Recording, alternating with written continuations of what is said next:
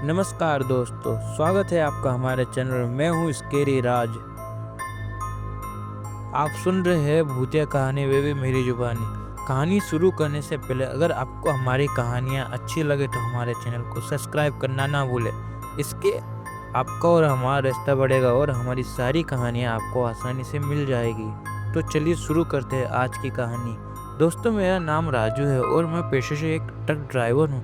इसके साथ ही मैं आपको बता दूं कि मैं राजस्थान के सीकर जिले से रूपपुर गांव का रहने वाला हूं। दोस्तों, मेरे गांव में आरा मशीन बहुत ज़्यादा है, जहां पर पेड़ों की कटाई का काम होता है। मेरे पिताजी भी पहले आरा मशीन पर ही पेड़ काटने का काम किया करते थे और अब मैं थोड़ा पढ़ा लिखा हूं तो मैंने ट्रक ड्राइविंग का काम अपना लिया। दोस्तों, ये घटना उन दिनों की है जब मैं राजस्थान से हरियाणा में माल की डिलीवरी करने का काम किया करता था।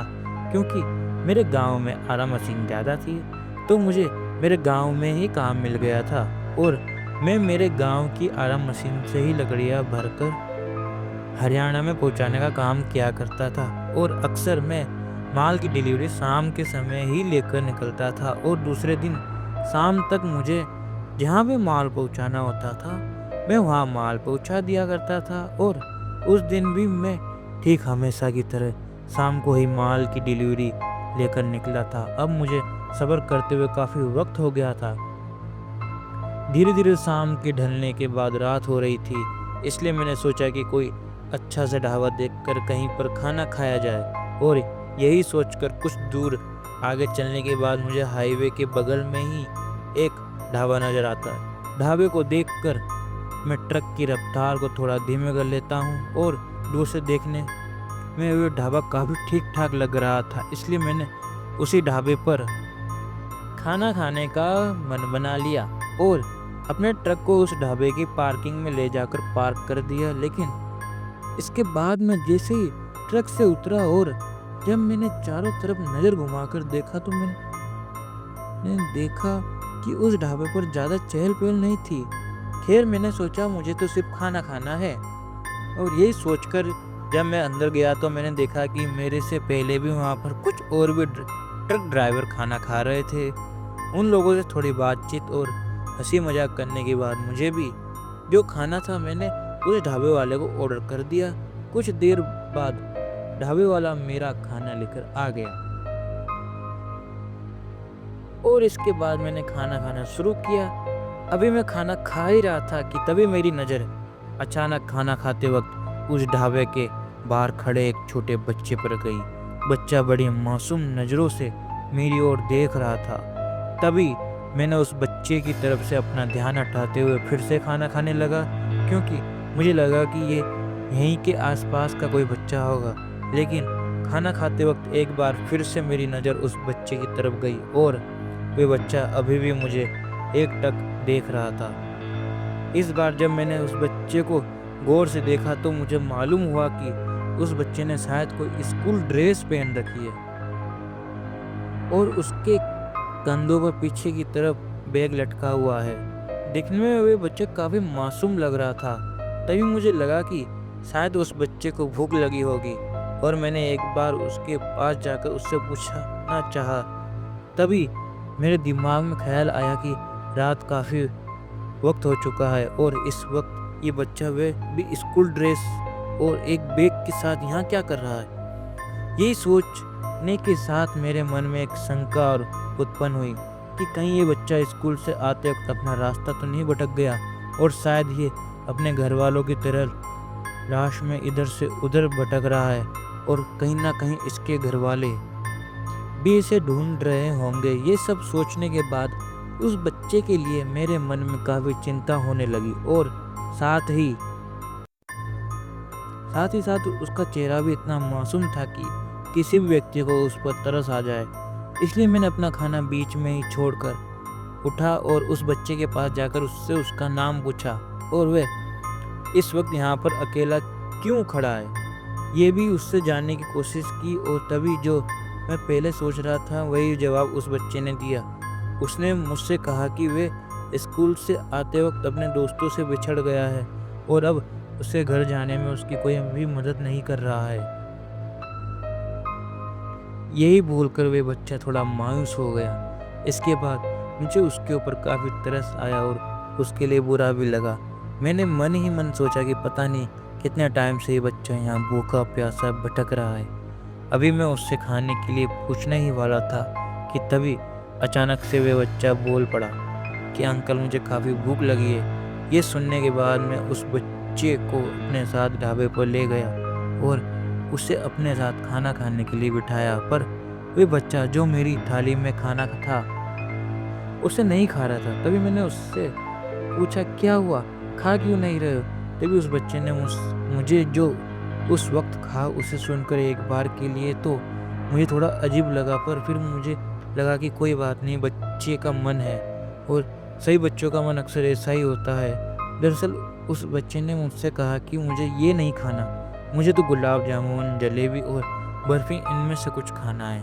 फिर मैंने उसे खाने के लिए कुछ गुलाब जामुन दिलवा दिए, पर जब वो बच्चा उन गुलाब जामुन को खा रहा था उस वक्त उसके खाने का तरीका देखकर मुझे बहुत अजीब लगा।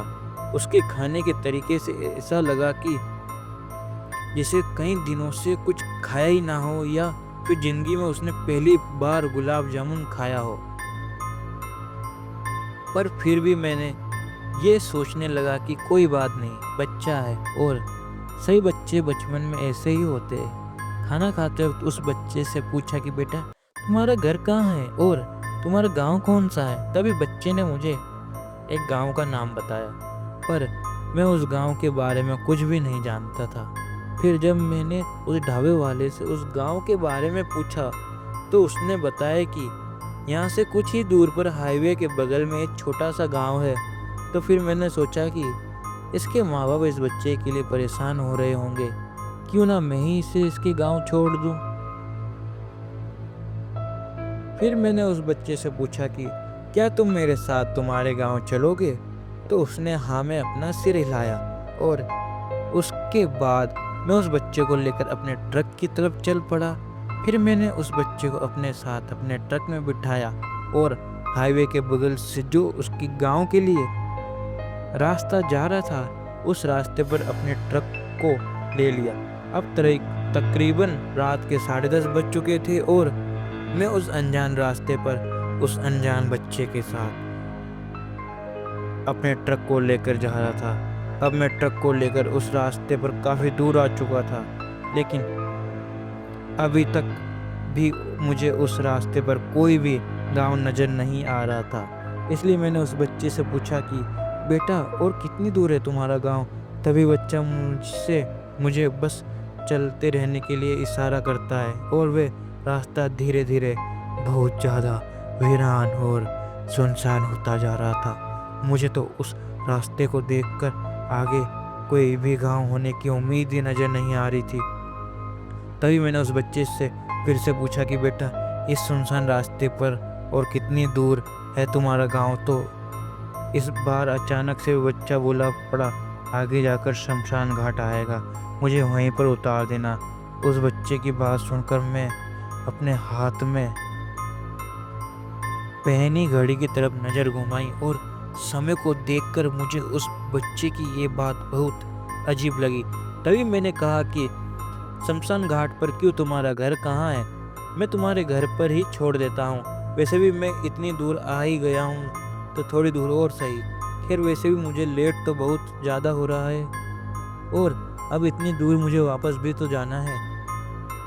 अभी बस बच्चे से मैं ये सब बातें कर ही रहा था कि तभी उसने मेरी बात को बीच में काटते हुए कहा, तुम्हें वापस जाने की कहीं ज़रूरत नहीं है, तुम चिंता मत करो। अब तुम्हारा जीवन के सारे काम ख़त्म हो चुके हैं क्योंकि तुम अब हमेशा हमेशा के लिए मेरे साथ रहोगे। ये सब बोलकर वे बच्चा मेरी तरफ देखकर एक अजीब तरीके से मुस्कुराने लगा। ऐसे सुनकर मैं थोड़ा सा डर गया, लेकिन उसकी बातों और उसकी मुस्कुराहट से ज़्यादा मेरे डरने की वजह कुछ हो रही थी। अभी तक वे बच्चा जो कुछ भी बातें मेरे साथ कर रहा था तो उसकी बातों को सुनकर ऐसा लग रहा था कि ये कोई आम बच्चा ही है, लेकिन इस बार उसने जैसे ही बोलने के लिए अपना मुंह खोला तो मुझे एहसास हुआ कि ये आम बच्चा नहीं है, क्योंकि इस बार जब वह बोला तो बोलते वक्त उसकी आवाज़ बच्चों जैसी बिल्कुल नहीं थी, बल्कि वह बहुत भारी आवाज़ में बोल रहा था, जैसे कोई बड़ा आदमी बोल रहा हो। अभी मैंने बस डर के मारे उस बच्चे को एकटक देखा जा रहा था कि तभी अजीब सी मुस्कुराहट के साथ उस बच्चे के मुंह से साइड के दो दांत अपने आप ही होठों से बाहर निकलने लगे और उसका चेहरा भी धीरे धीरे बदलने लगा। एक वक्त के बाद उसका चेहरा ऐसा हो गया जैसे कोई भयंकर एक्सीडेंट में पिसने के बाद किसी का हो जाता है ना। ये सब देखकर मेरे हाथ और पैर पूरे तरीके से फूल चुके थे।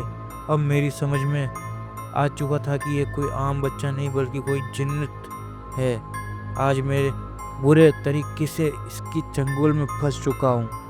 अब मुझे मेरे बचने की कोई भी उम्मीद नजर नहीं आ रही थी। तभी मैंने ट्रक को रोक कर वहाँ से भागने की सोची। अभी मैं भागने के बारे में सोच ही रहा था कि तभी वे बच्चे के रूप में जो हैवान था वे मुझसे बोलने लगा कि अंकल, आपने मुझे गुलाब जामुन तो खिला दिए, पर अब मुझे मांस खाना है, वे भी इंसानी मांस। उसकी ये बातें सुनकर मैं पूरा पसीने से भीग चुका था। मेरे हलक में आवाज़ नहीं निकल रही थी। अब मुझे ऐसा लग रहा था कि ये हैवान मुझे अब मारे या ना मारे, लेकिन कुछ ही देर में ट्रक कहीं ठुक जाएगा और मैं वैसे ही मर जाऊंगा, क्योंकि अब मेरा मेरे शरीर पर कोई नियंत्रण ही नहीं था। नहीं तो मैं अपने हाथ पैर हिला पा रहा था और न ही मुंह से कुछ बोल पा रहा था। बस मैं मन ही मन भगवान को याद किए जा रहा था। तभी मैंने सोचा कि ये शैतान मेरे ट्रक में कैसे चढ़ सकता है, क्योंकि मैं ट्रक में हमेशा शंकर भगवान की मूर्ति रखता हूँ। तभी मैं जहाँ हमेशा मूर्ति रखता हूँ उस तरफ नज़र घुमाई तो देखा कि वहाँ पर मूर्ति नहीं थी। और इसी के साथ ही मुझे याद आया कि कुछ दिन पहले ही मैंने ट्रक की सर्विस करवाई थी और शायद इस दौरान सर्विस करने वाले ने ट्रक के अंदर से वह मूर्ति हटा दी थी। अब तो मैं बुरे तरीके से फंस चुका था। अभी मैं मन ही मन भगवान शिव को याद कर ही रहा था कि हे भगवान, मुझे इस मुसीबत से कैसे भी बचा ले। तभी मुझे सामने से वहाँ पर एक पुलिस की पीसीआर वैन दिखाई देती है। तब मुझे समझ आ गया था कि मेरे बचने का बस यही एक मौका है। इसलिए मैंने बस भगवान शिव का नाम लेकर अपने शरीर को पूरा जोर लगाया और ट्रक को रास्ते में वहीं पर सड़क के बीचों बीच घुमाकर रोक दिया। ये देखकर वे पुलिस की पीसीआर मन वहीं पर रुक गई और उसमें से 3-4 पुलिस वाले नीचे उतरे। मैंने भी भगवान शिव का नाम लेकर ट्रक से नीचे छलांग लगा दी।